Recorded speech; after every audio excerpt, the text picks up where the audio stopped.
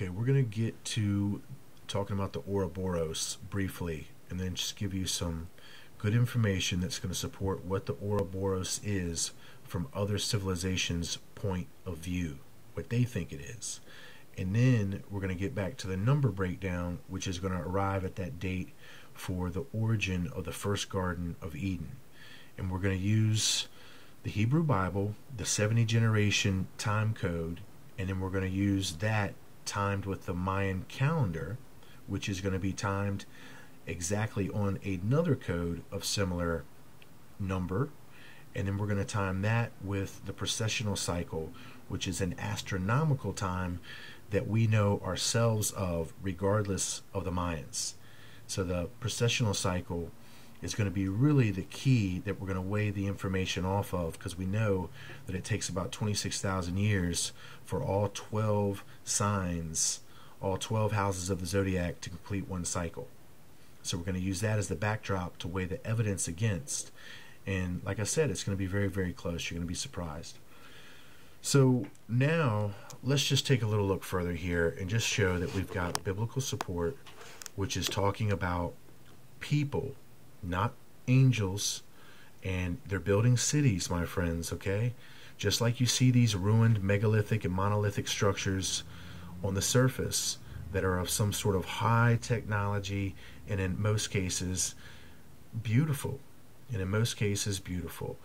that this is the same type of event that we're talking about, but in this instance it's being termed under the ground.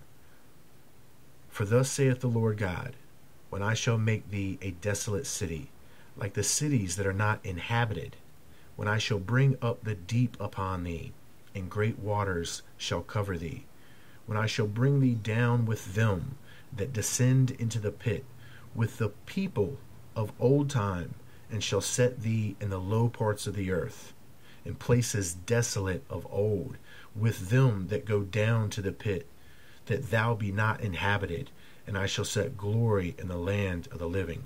Once again, Ezekiel chapter 26, starting at verse 19. Incredible. So if you look at this diligently, you'll see that there's going to be two sets or two recognized groups of people. One that has been there from a long time ago, and now their cities are in ruins, and then those that go down after them. And this is, we're going to make the connection to these Danites, believe it or not, and then are connected to even the symbolism with Samson. And I keep on saying the symbolism with Samson. It's because there's stuff that you just don't know. But I think at this point you can see that the symbolism is mounting up to something highly, highly relevant. So there you have it. One form of biblical proof that provides evidence for a civilization of a people of old time that have gone into pre-existent civilizations underneath the earth. Plain and simple, hands down. Now, there's other verses that can support that. Let's look now at what the Ouroboros is, and we're going to get a better handle here. Now remember, the Ouroboros is that symbol that we have for the serpent, which is going to be eating his tail. Just like that, all the way around, right? That's the Ouroboros.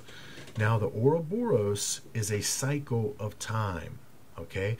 This cycle of time, as we know, is going to close on December 21st, 2012. They kind of pulled a double whammy on everybody when they got people focused on the ninth wave and the October 28th or October 11th, depending on how you look at it, 2011 ending of the Mayan calendar. One thing that you have to understand, the Mayan calendar doesn't end from a specific point at an end date. It arrives at this point from a beginning date. The beginning date is 3014 BC, which is the start of the long count calendar. The long count calendar counts itself forth into a specific date and time, which is the 13th Baktun.